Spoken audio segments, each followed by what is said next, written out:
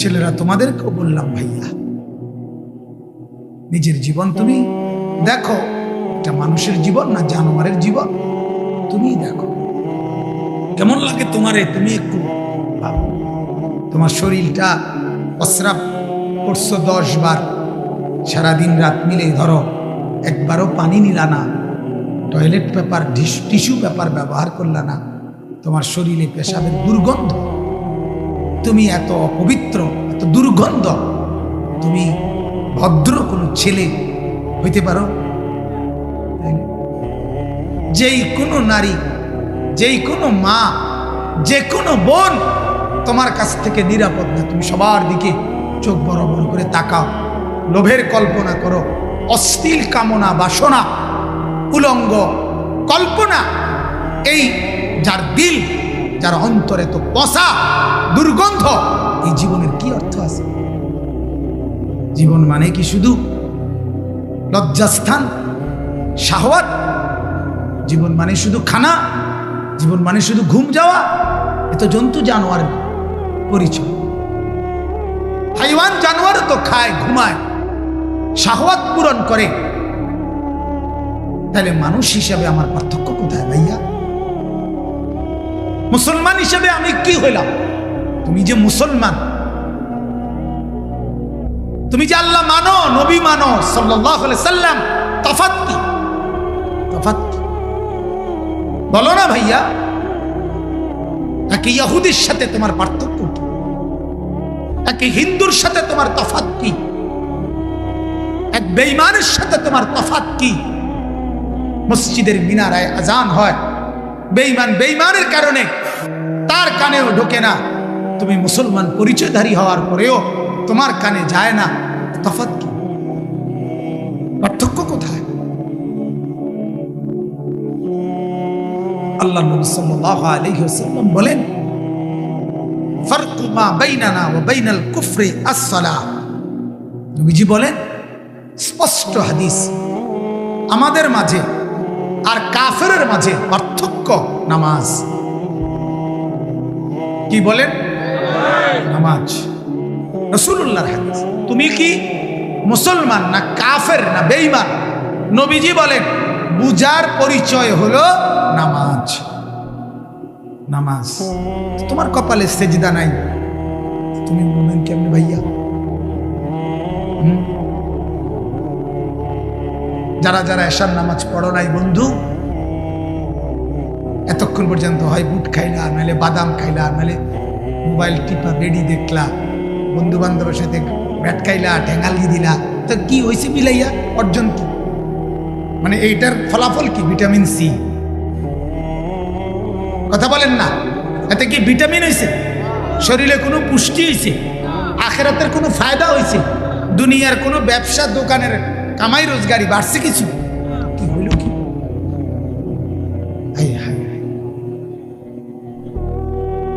ইন্নাল্লাযীনা ইউহিব্বুনা আন তাশিআল ফাহিশা ফিল্লাযীনা আমানু লাহুম আযাবুন আলীমুন ফিদ দুনিয়া ওয়াল আখিরাহ আল্লাহু ইয়ালামু ওয়া আনতুম লা তা'লামুন। কোরআনে আল্লাহ বলেন, যাদের দ্বারা সমাজে, মুসলমানের পরিবেশে, ইমানদারদের সমাজে অশ্লীলতা, ফাহেশা, বেহায়াপনা, নির্লজ্জতা প্রসার লাভ করে, আল্লাহ তাআলা বলেন আমি তাদের জন্য দুনিয়াতেও, ফিদ দুনিয়া ওয়াল আখিরাহ, দুনিয়াতেও আখিরাতেও বড় মর্মান্তিক আযাব রেখেছি। কষ্ট তুমি আখিরাতেও পাবা, কষ্ট তুমি দুনিয়াতেও পাবে। দুনিয়াতেও পাবে। হাজারো নারী দেখে মজা পাইয়া লাইছো, তো এটার কষ্ট দুনিয়াতেও ভোগ করতে, দুনিয়াতেও ভোগ করতে। আখিরাতে তো আছেই, দুনিয়াতেও আছে। কিন্তু দুনিয়া ওয়াল আখিরাহ কোরআনের স্পষ্ট আইন। এই জন্য বাপ, মেহরবানি করে আজকের জন্য না শোনা, সব সময়ের জন্যই বললাম, তু আগার মেরা नहीं बनता না বল আপনা তো বল। একজন ছেলেও যদি বোঝো ভাই, তাহলে আমার সার্থক। একজনই বোঝো ভাই, আল্লাহ পাক যদি বুঝ দান করে। কথা এটাই, তুমি আমার জন্য কোনো উপকার করো না, তুমি দেশের কোনো উপকার করো না, সমাজের যদি কিছু করতে না পারো করিও না। আপনারা তো বান নিজের জন্য তো কিছু করো, নিজের ভালোটুকুই করো, নিজের কল্যাণটাই করো না ভাইয়া। আর 10 জন ভালো মানুষকে জিজ্ঞাসা করো যে উলঙ্গ ছবি, নর্তকীর নাচ, জিনা আর ব্যভিচারের দৃশ্য, গান বাদ্য, গেমস, এরপরে লম্পটের মতো রাস্তায় ঘোরা, এটা কি সম্মানের কোনো বস্তু দুনিয়াতে কিনা? জিজ্ঞাসা করো ভাই। পৃথিবীতে এটা করে কেউ দামি হয়েছে কিনা? আখেরাত বাদ দাও মিয়া, দুনিয়ায় কথা বোঝেন নাই আমার? এটাই জিজ্ঞাসা করো, তোমার এটার গন্তব্য কোথায়? যে ছেলেটা বখাটে, যে ছেলেটা দুশ্চরিত্র, যে ছেলেটা সারাদিন সারা রাত মোবাইল নিয়ে উলঙ্গ ছবিতে ব্যস্ত, এই জানোয়ারের ভবিষ্যৎ কি? এই হাইওয়ানের ভবিষ্যৎ কি? আখেরাত তো বাদ দেন, দুনিয়া কি? লোভের পরিণতি কি হয়? অশ্লীলতার পরিণতি কি হয়? বেবিচারের পরিণতি কি হয়? জিনা বেবিচারের পরিণতি কি হয় বলে? নেশার পরিণতি কি? জুয়ার পরিণতি কি? জুয়া পৃথিবীতে কাউকে দামি বানায় নাই, সর্বশান্ত করছে। নেশা কাউকে দামি বানায় নাই, বরং তার পুরা ভেতরটা কুড়ে কুড়ে তারে নষ্ট করে দিছে। নারীর প্রতি প্রেম, অশ্লীল সম্পর্ক, বিবাহ বহির্ভূত অবৈধ সম্পর্ক তাকে কিছুই ফায়দা দেয় নাই, বরং তার যৌবনের শক্তিটাকে নষ্ট করে তারে পঙ্গু অচল বানায় দিছে।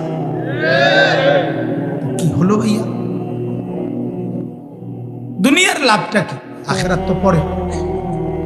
এই আপনারা যারা টেলিভিশনে নাটক সিনেমা দেখেন, আপনাদের অর্জন কি হয়েছে? সিনেমার যত নায়িকা দেখছেন, এর দ্বারা ফায়দা কি? আপনার বউ হেবড়ির মতো হয়েছে, আপনার মাইয়া তো কিতা লাভ হয়েছে? কিতা ফায়দা কি? উলঙ্গ নাচ দেখে, নাটক আর সিনেমায় নর্তকী দেখে অর্জনটা কি? দেশের অর্জন কি? বাংলাদেশ অর্থনৈতিকভাবে সমৃদ্ধ হয়েছে। কি কর? ঘূর্ণিঝড় মোকাবেলা করতে সুবিধা হয়েছে। করোনার মোকাবেলায় সুন্দরী নারীদেরকে দাঁড় করাইয়া এটাকে প্রতিহত করা হয়েছে। তো কি হয়েছে? দুনিয়ার উন্নতি কি? কিছুই তো। আখেরাত কোথায়? দয়া করো ভাইয়া, দয়া করো। মা যদি নাও বলে আমি বললাম, বাবা যদি নাও বলে আমি বললাম, কেউ না কেউ বলে তো আমি বললাম, তুমি তোমার উপরে রহম করো। মা হয়তো তোমারে বলল না, বাবা হয়তো নজর রাখলো না, যার কারণে তুমি এভাবে নষ্ট হয়ে গেলা। রাস্তায় রাস্তায় ঘুরতে ঘুরতে সুন্দর এই যৌবন শরীর বরবাদ করে দিলা। ক্ষতি করলা নিজে, ক্ষতি। আল্লাহ তাআলা আমাদের এই নওজোয়ান তরুণদেরকে মানুষের মতো ইনসান হওয়ার, মানুষ হওয়ার তৌফিক দান করেন।